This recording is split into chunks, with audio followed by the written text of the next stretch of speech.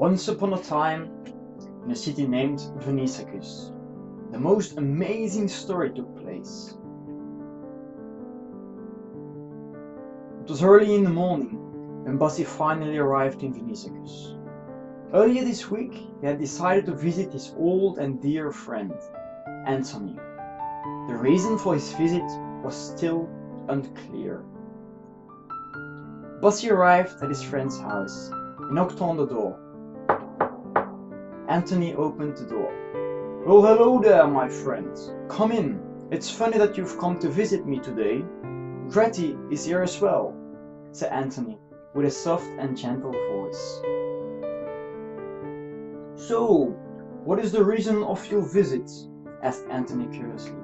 "Well, I've heard rumors about a great treasure hidden in the forest of Belmont," said Bassi. "However, the trip will cost me 3,000 coins, and I'm broke since my trip to Venice."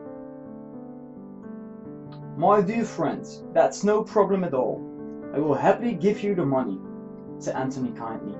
"However, I don't have that amount of money in cash. I will write you a loan. If you take that note to the warlock Shylock, he might be able to help you." After thanking Anthony, Bassi left with his note to see Shylock. On the stairs to Shylock's home, a guard stopped him. "Why do you want to visit the great Shylock?" he asked suspiciously. "Well, I'm here for a loan," said Bassi, while showing the guard his paper. "Very well then, good luck," said the guard, very harsh. When Bassi arrived at Shylock's home, he was surrounded by a cold chill that was filled with fear and insecurities. A great darkness rested onto the warlock's house. There were rumors about Shylock that he had sealed a pact with the devil. Bassi took a deep breath, gathered all his courage, and entered the house. Bassi felt uncomfortable in the dark room. He took place right next to the burning stove and waited. Suddenly, Shylock's assistant entered the room. "Who are you? And what are you holding in your hands?" he asked Bassi. He took him to Shylock. "I am Bassi, and I want to ask you a favor," Bassi said. "Because I'm poor, my friend Anthony advised me to ask you for a loan. On this paper, he agreed to give you the money back in case I can't." Shylock grinned. "I agree, but only on my conditions." Still thinking about Shylock's awful story, Bassi hurried back home to inform his dear friend Anthony about the conditions. While opening the door, Anthony saw the worried look on Bassi's face.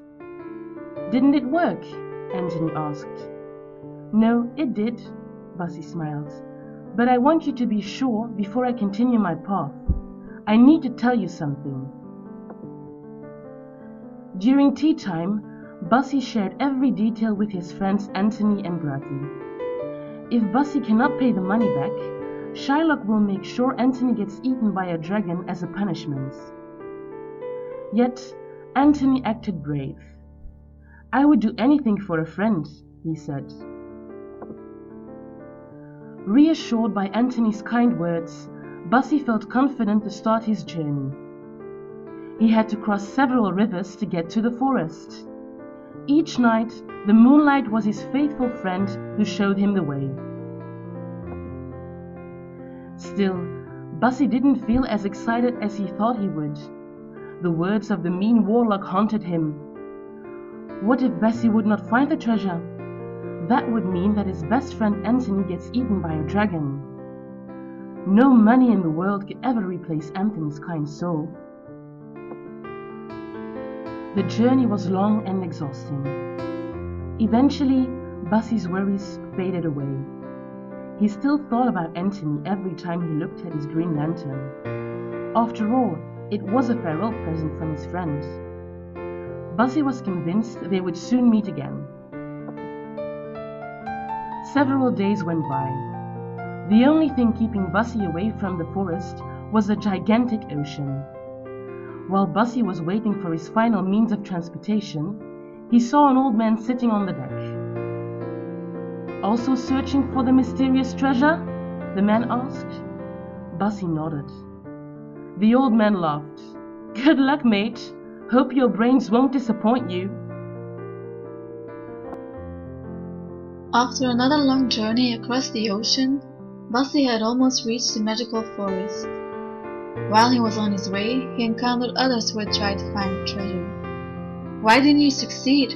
Was it so hard to find the treasure?" Bussy asked. Everyone had the same answer. "There's a riddle you have to solve before you can get to the treasure. It is just too difficult to find a solution." While walking through the forest, light appeared very suddenly. The light spoke to Bussy with a kind and hopeful voice. "Have no fear. I believe that you are the one who will succeed. Don't let the forest scare you." Bussy kept thinking of the words the light said to him, but it was difficult not to get scared in a dark forest. There were shapes and faces everywhere. Bussy felt like he was being watched by a dark power, by something he could not control. After midnight, Bussy ran into the Prince of Morocco. "I couldn't solve the riddle. What a mystery it is," admitted the prince. Bussy was worried that maybe he wasn't fit for the task. The words of Shylock haunted him. He feared for his friend's life. But Bussy had no time for dark thoughts. He had to continue his journey. While walking, Bussy stayed strong, thinking of his good friends who were waiting for him. His green lantern reminded him of home. Oh, how he wished to return there safely. Bussy came across a dragon who told him the riddle. There are 3 boxes, a golden, a silver, and a lead one.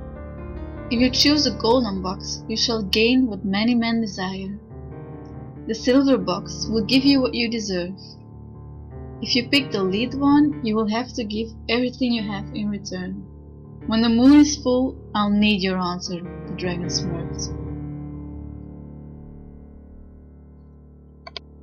The man Bessie encountered while facing the dragon offered him some shelter. He was the Prince of Aragon who didn't succeed in solving the riddle. Bessie tried to get some sleep. However, he did not sleep much. He could not stop thinking about the riddle. Bussy kept repeating the words of the dragon in his head all night long. He looked outside. The moon was full. It was time.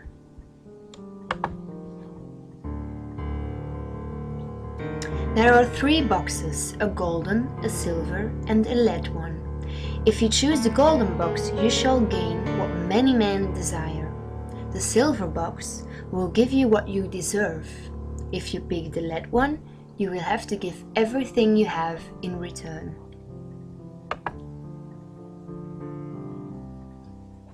Bussy stood up and spoke. My answer is the lead box, because the lead box is made of a very humble metal. It symbolizes the inner beauty and modesty. The dragon was shocked, but had to hand the treasure over since Bussy gave the correct answer.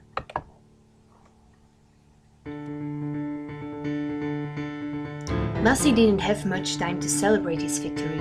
Horrible news was brought to his attention. Antony appears to be in danger. The mean Shylock found out that Bussy would be able to pay the loan back very soon, yet he still ordered the dragon to eat his enemy, Antony. Bussy hurries back home. There is not much time left.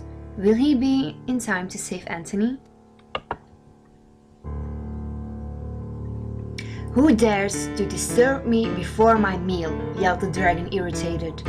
I am Bussy and I have Shylock's money. Please don't eat my friend, begged Bussy. Very well then, you are a very humble man, Bussy, said the dragon, and flew away. Thank God!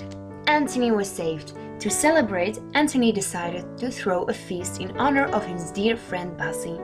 Bussy and his friends lived happily ever after. The end.